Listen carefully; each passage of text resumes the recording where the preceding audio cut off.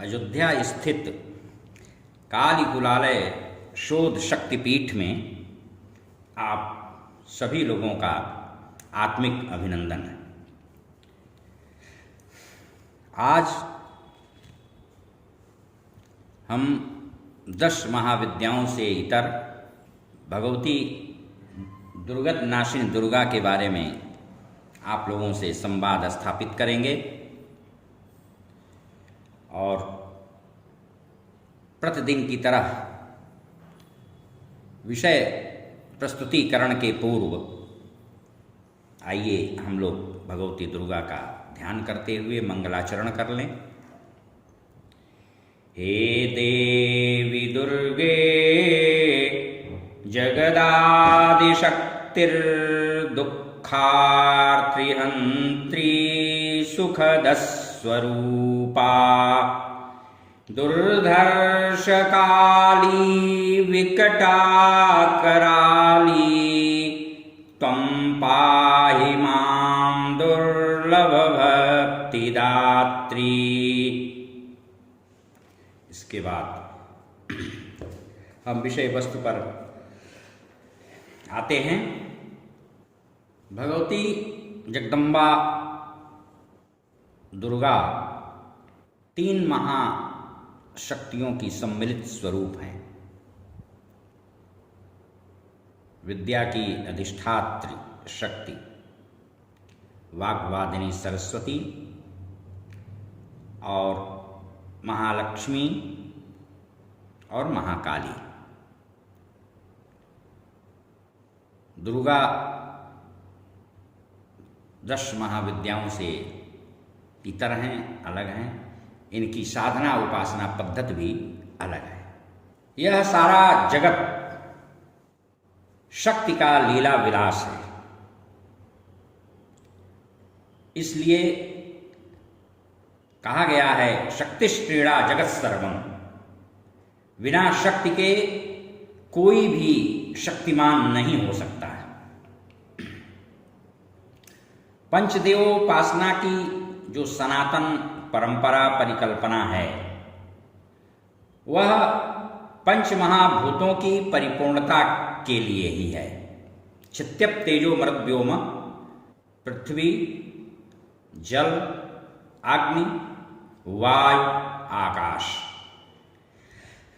पंचदेवोपासना शरीरस्थ इन्हीं 5 तत्वों को सम्यक रीत्या संतुलित करने के निमित्त अवधेय है।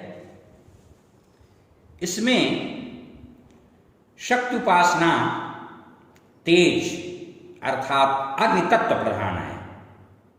जैसा कि मैं पूर्व में बता चुका हूं, साधना में पुकार के नाम से जो अग्नि तत्व प्रधान लोग हैं उनको निश्चित रूप से दिव्याराधन करना ही करना चाहिए।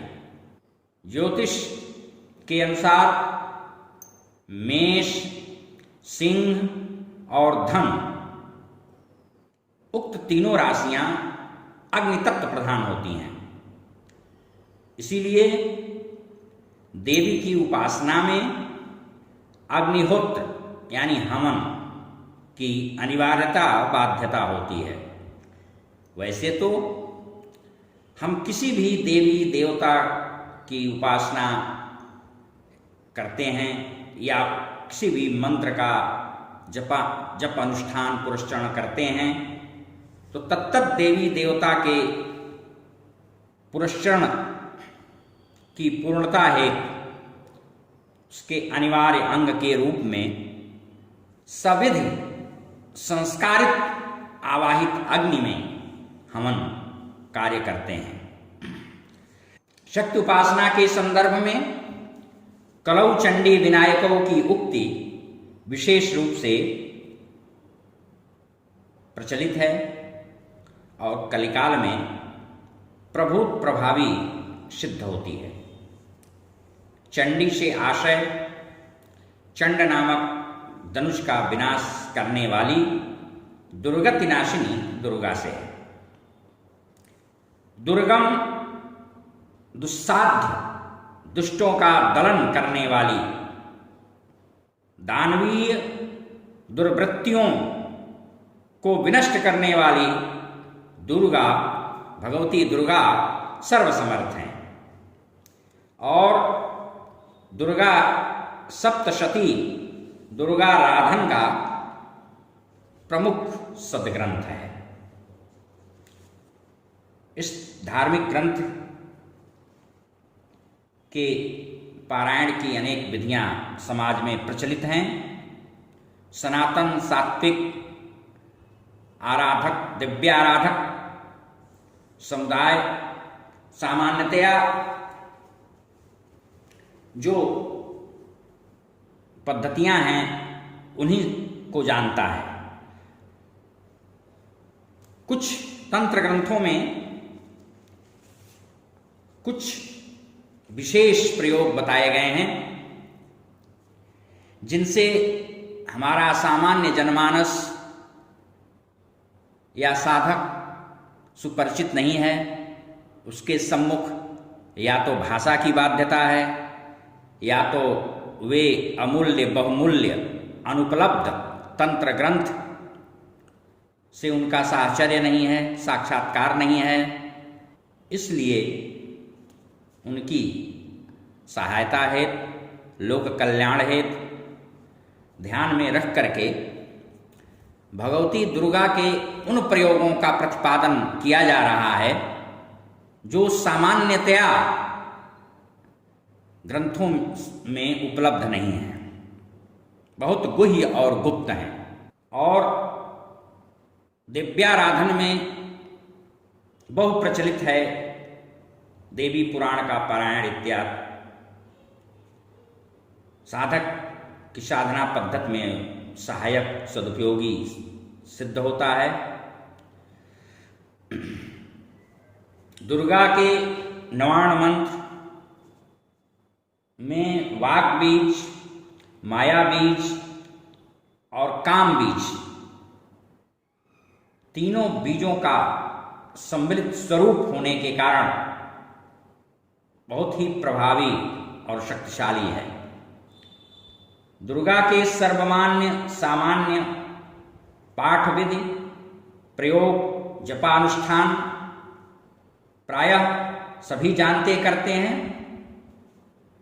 परंतु जो गहराई में डूब करके इसे आत्मसात करने वाले मुमूर्ष साधक हैं, उनके हेतु उनके लिए कतिपय दुर्लभ गुप्त प्रयोगों के बारे में हम कुछ विधि विधा प्रक्रिया पद्धति को सहसंवाद के माध्यम से आपके सम्मुख प्रस्तुत करने जा रहे हैं। इसमें विशेषकर काम्य प्रयोग पूजा पद्धतियां हैं जो कि पूरी तरह प्रामाणिक हैं, लेकिन अभी तक सर्वजन सुलभ नहीं हैं। मैं इनके प्रचार प्रसार हेतु लोकहित काम्या कुछ प्रयोग आप सबके सम्मुख प्रस्तुत कर रहा हूं। यह आपकी पात्रता, योग्यता और विवेक पर निर्भर करता है कि आप कब, कितना और कैसे इसको स्व आत्महित में प्रयोग करते हैं या कि इसका दुरुपयोग। वैसे साधक को हमेशा अभिचार प्रयोगों से बचना चाहिए, काम्य प्रयोगों से बचना चाहिए यथासंभव। तो सर्वप्रथम देह दिक और भूशुद्धि संकल्प के पश्चात हम किसी भी साधना में पहले गुरु पूजन करते हैं, गणपति का पूजन करते हैं। उसके बाद तंत्र साधना में विशेष रूप से सर्वप्रथम तीक्ष्ण दृष्ट भैरव से अनुमति ली जाती है। तीक्ष्णदृष्टा महाकाय कल्पान्तदहनोपम भैरवाय नमस्तुभ्यं अनुज्ञां दातुमर्हसि। उनसे अनुज्ञा लेकर के तब साधना में प्रवृत्त साधक होता है, बिना अनुमति के नहीं। उसके बाद बटुक भैरव का स्मरण ध्यान पूजन किया जाता है। करकलित कपाल कुंडली दंडपाणिस्तरुण तिमिर नीलव्याल यज्ञोपवीति क्रतु समय सपर्या विघ्न विच्छेद हेतुर जयति बटुकनाथ सिद्धिदः साधकानाम। इस साधकों के लिए सिद्धिप्रद हैं, विघ्न विनाशक हैं और हमेशा सदैव दुर्गा जी के साथ रहते हैं। भगवती दुर्गा की इन पर कृपा है, इसलिए जगदम्बा दुर्गा इनकी भी साधना से जल्दी प्रसन्न और संतुष्ट होती हैं। इसलिए बटुक भैरव के मंत्रों से संपुटित दुर्गा सप्तशती का पाठ पारायण भी करने का विधान है, सद्य लाभप्रद होता है। दुर्गत दाहिका दुर्गा का ध्यान करते समय सावधानी रखनी चाहिए कि उनके वाहन सिंह का मुख साधक के सीधे सम्मुख न हो। सिंह मुख साधक के दाएं या बाएं आजू बाजू की ओर हो और भगवती के 4 से अधिक हाथ हैं और वे सभी हाथों में अस्त्र शस्त्र धारण करके सुसज्जित हैं, प्रहार की मुद्रा में हैं। उन सभी अस्त्र शस्त्र सज्जित हाथों का अधिक ध्यान करने से कठिनाई हो सकती है, इसलिए उसका अधिक ध्यान नहीं करना चाहिए। क्योंकि 4 से अधिक भुजा वाले देवी देवता के 2 हाथों से अधिक हाथों में यदि अस्त्र शस्त्र है तो बार बार उसका ध्यान करने पर मस्तिष्क विकृत विक्षिप्त हो सकता है, इसकी संभावना बनी रहती है। इसलिए 4 हाथ वाली भगवती दुर्गा का ध्यान करना चाहिए। बर अभय मुद्रा 2 हाथों से और 2 हाथों में अस्त्र शस्त्र हो। वैसे चूंकि जप में अर्थानुसंधान पूर्वक ध्यान पूर्वक जप करने का विधान है और आज्ञा चक्र पर त्राटक लगाकर ध्यानावस्थित होकर के जप किया जाता है।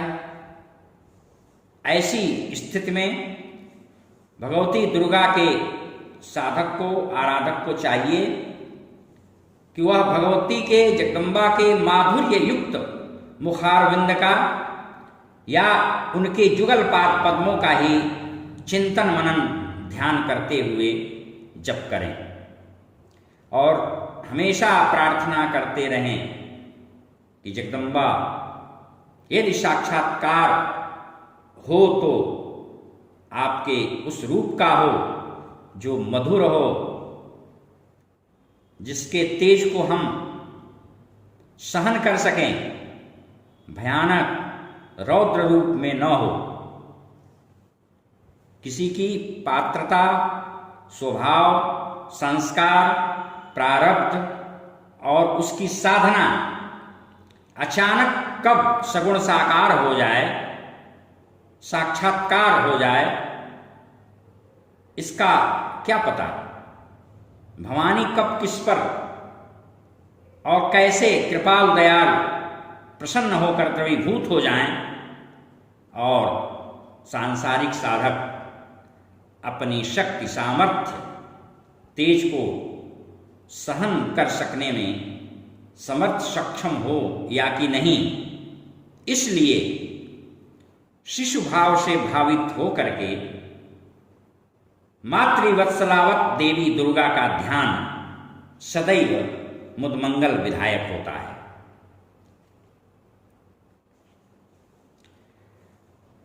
बटुक भैरव और गणपति ये दोनों शक्ति पुत्र हैं और आद्य पूज्य हैं, भगवती दुर्गा के प्रिय हैं।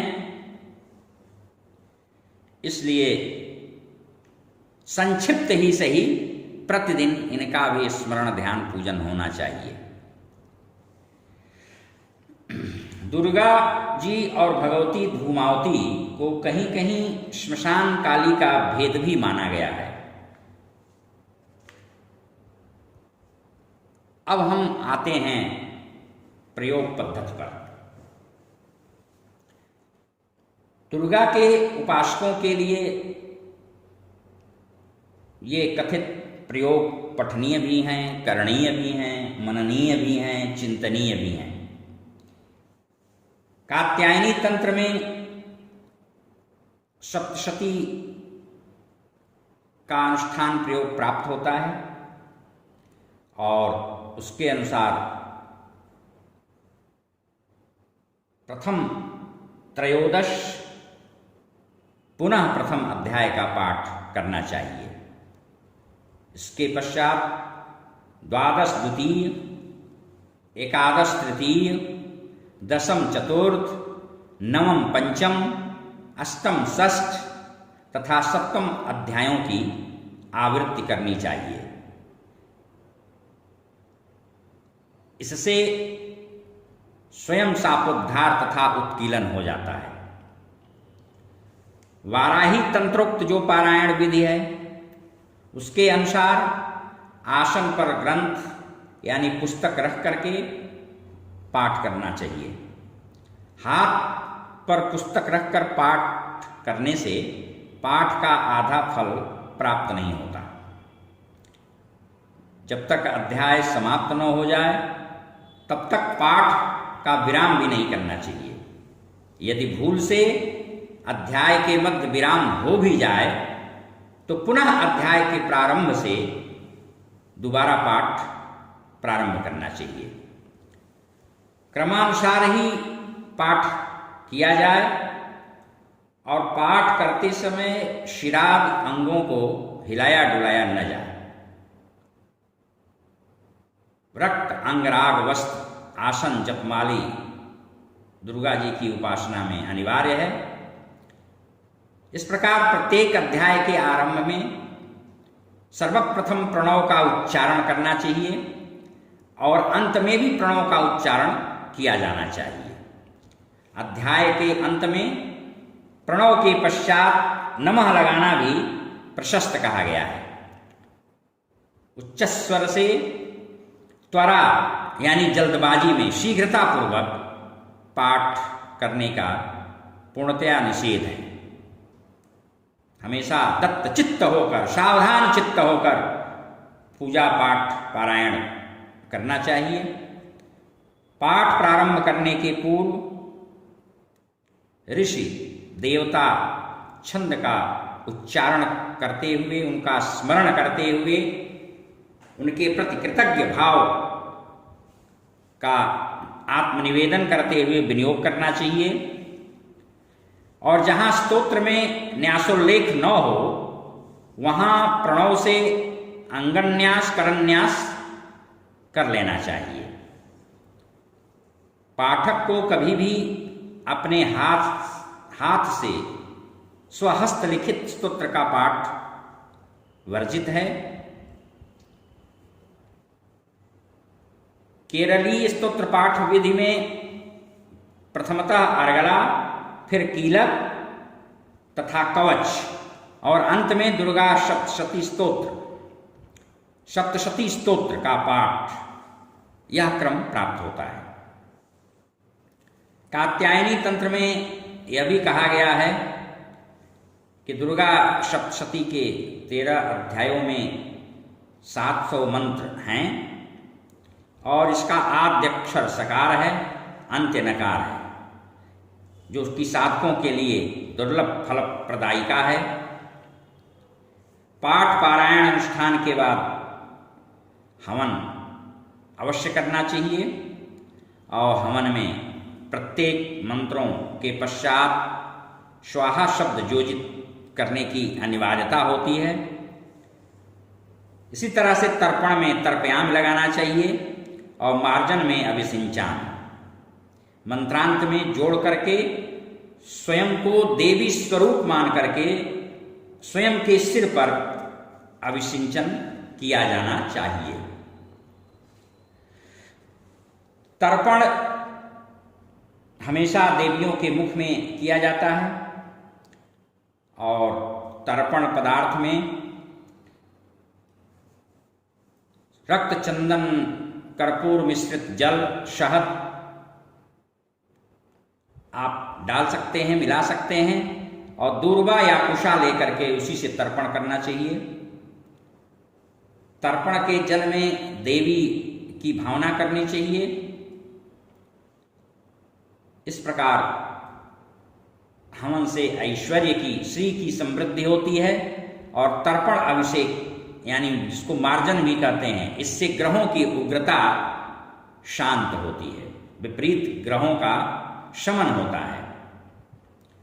अंत में पानी वाले नारियल की शुद्ध सात्विक बलि देनी चाहिए। होता अपनी दाईं ओर नैऋत्य कोण में बलि प्रदान करे और पूरे ग्रंथ से यदि संभव न हो तो केवल नवाण मंत्र से भी हवन किया जा सकता है। उससे भी अनुष्ठान जब पूजा पाठ की पूर्णता होगी। वाराही तंत्र के अनुसार आद्यतः पहले संकल्प लेना चाहिए, पुनः देवी पूजन करके मंत्रों से न्यास करने के बाद हमें बलि प्रदान करनी चाहिए, फिर पाठ का आरंभ किया जाना चाहिए। न्यास के लिए नवाण मंत्र हेतु जो न्यास बताया गया है वह पर्याप्त है। कुछ काम्य प्रयोगों के लिए भी इस तंत्र में निर्देश दिया गया है। यदि दैवी आपदा हो तो उसकी शांति के लिए 3 आवृत्ति पाठ कहा गया है। ग्रहजन्य दोष बाधा की शांति हेतु 5 पारायण का विधान है। महाभय की निवृत्ति हेतु 7 पाठ, शांति लाभ हेतु 9 पाठ, वशीकरण और कल्याण प्राप्ति हेतु 11 पाठ, शत्रु शमन एवं कामना सिद्धि हेतु 12 यानी 12 पाठ, शत्रु एवं स्त्री वशीकरण के निमित्त संकल्पित 14 अर्थात 14 पाठ, जीविका वृत्ति, पुत्र, पौत्र व धन धान्य की समृद्धि हेतु 16 पाठ करने का विधान बताया गया है। यदि राजभय को हो और उसके विनाश या उच्चाटन के लिए हम करना चाहते हैं तो 17 पाठ, 17 या 18 पाठ, महारण से मुक्ति के लिए 20 पाठ, बंधन मुक्ति हेतु 25 पाठ यानी 25 आवृत्ति श्रेयस्कर है और शतचंडी पाठ से कठिन संकट भय का नाश हो जाता है। व्याधि विपत्ति सब कुछ समूल विनष्ट हो जाता है। कुल की वृद्धि होती है, आयु की वृद्धि होती है, धन वृद्धि होती है, अभिष्ट संसिद्धि होती है। ऐसा वाराही तंत्र में बताया गया है। अष्टोत्तर शत यानी 108 चंडी पाठ से सभी अभिष्ट की पूर्णता होती है और सहस्त्र चंडी पाठ के अनुष्ठान से स्थिर लक्ष्मी का वास होता है, मनोरथ सिद्ध होकर मोक्ष लाभ होता है। वैसे तो इसी तंत्र में और भी विस्तृत प्रयोग हैं, इसलिए जिज्ञासुओं के लिए उक्त ग्रंथ अनुशील्य है। ऐसे ही मरीच कल्पोक्त कुछ विधियां हैं, कुछ विधान हैं उसमें यह निर्देशित किया गया है कि रात्रि सूक्त मध्य में और सप्तशती स्तोत्र अंत में देवी सूक्त के पाठ से चंडी पाठ संपुटित हो जाता है। रात्रि सूक्त और देवी सूक्त ये वैदिक हैं, ऐसा कुछ तांत्रिकों की मान्यता है। कुछ लोग यह भी मानते हैं कि सप्तशती प्रथमाध्याय विश्वेश्वरी सूक्त ही रात्रि सूक्त है। इसी प्रकार पंचमाध्याय नमो देव्यै महादेव्यै शिवायै सत्तम नमः आदि ही देवी सूक्त है। तांत्रिक प्रक्रिया परंपरा पद्धति में पाठ की यह विधि भी मान्य है कि कृष्ण पक्ष की अष्टमी से कृष्ण चतुर्दशी तक पूर्वोक्त संपुट विधि से एक एक आवृत्ति की वृद्धि करते हुए यानी वृद्धि क्रम से पाठ किया जाए और अंत में सप्तशती के प्रत्येक श्लोक से पायस का यानी खीर का चरु का हवन किया जाए। नवरात्र में नवाण मंत्र से देवी पूजन कर प्रत्येक दिन सविधि 1 सहस्त्र नवाण जप किया जाए। जप को 2 भागों में हम विभाजित कर सकते हैं। पाठ के प्रारंभ में शुरू में 500 और पाठांत में फिर 500। मध्य में प्रतिदिन एक एक आवृत्ति की वृद्धि करते हुए चंडी पाठ किया जाना चाहिए और अंत में उसकी पूर्णता है दशांश हवन काम्य भेद से विविध हवन सामग्रियों के द्वारा किया जाना चाहिए। इससे अनुष्ठान सिद्धिप्रद फलप्रद होता है।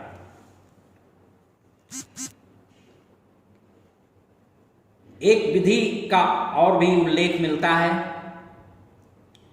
बिल्व वृक्ष के नीचे 1 मास पर्यंत सप्तशती का पाठ करें, अंत में दशांश हवन करें।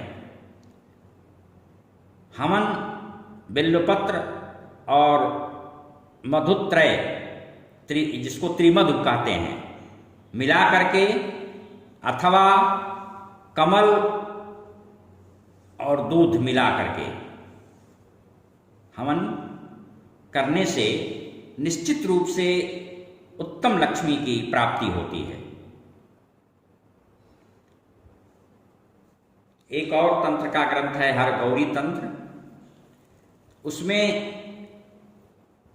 पारायण की 3 विधियों का उल्लेख किया गया है। सृष्टि मार्ग जिसको सृष्टि क्रम कहते हैं, स्थिति मार्ग जिसको स्थिति क्रम कहते हैं तथा संहारक क्रम संहार मार्ग। श्री कामना या पुष्टि कामना में सृष्टि मार्ग प्रशस्त है, शांति कामना में स्थिति क्रम प्रशस्त है और संकट नाश की कामना में संहारक क्रम उत्तम होता है। सृष्टि मार्ग में शक्रादय चतुर्थ अध्याय से शुंभ वध तक पाठ करके फिर शेष पाठ होता है। स्थित क्रम में यथाक्रम प्रथम अध्याय से 13 अध्यायों का पारायण पाठ होता है और संहारक क्रम में अंतिम से आदि तक पाठ का विधान है। तदनंतर पुरुषार्थ चतुष्टय की संसिद्धि हेतु जो साधक इसके अभिलषित हैं उनको संस्कारित सिद्ध अग्नि में तिल तंडुल जवाद, तिलार्ध तंडुल, तंडुलार्ध जौ और उसमें गोड़, पंचमेवा इत्यादि आप अपने हिसाब से मिला करके, घी, लाल चंदन का बुरादा भी मिलाया जाता है और सब मिला करके हवन करने का विधान है। जो मोक्षाभिलाषी हैं उनको पायस का हवन करना चाहिए। जो सम्मोहन मोहन करना चाहते हैं उनको मधु मिश्रित पायस का हवन करना चाहिए। जो वशीकरण करना चाहते हैं वे श्वेत सरसप, सफ़ेद सरसों नहीं तो पीली सरसों मिला करके हवन करें। धर्मार्थ काम मोक्षार्थी जो हैं वो पूर्वाभिमुख होकर के उनको पूजा पाठ पारायण करना चाहिए। और मोहन मारण में दक्षिण मुख, उच्चाटन में उत्तर मुख हवन प्रशस्त माना गया है। आज हम भगवती दुर्गा से संबंधित इतना ही प्रयोग प्रस्तुत करके विराम देते हैं, अपनी वाणी को विश्राम देते हैं। शेषांश फिर अगले दिन हम आपके सम्मुख प्रस्तुत करेंगे। ओम पूर्णमदः पूर्णमिदं पूर्णात् पूर्णमुदच्यते पूर्णस्य पूर्णमादाय पूर्णमेवावशिष्यते। हरि ओम। शांति शांति शांति। सर्वारिष्ट शांतिर्भवतु। धन्यवाद।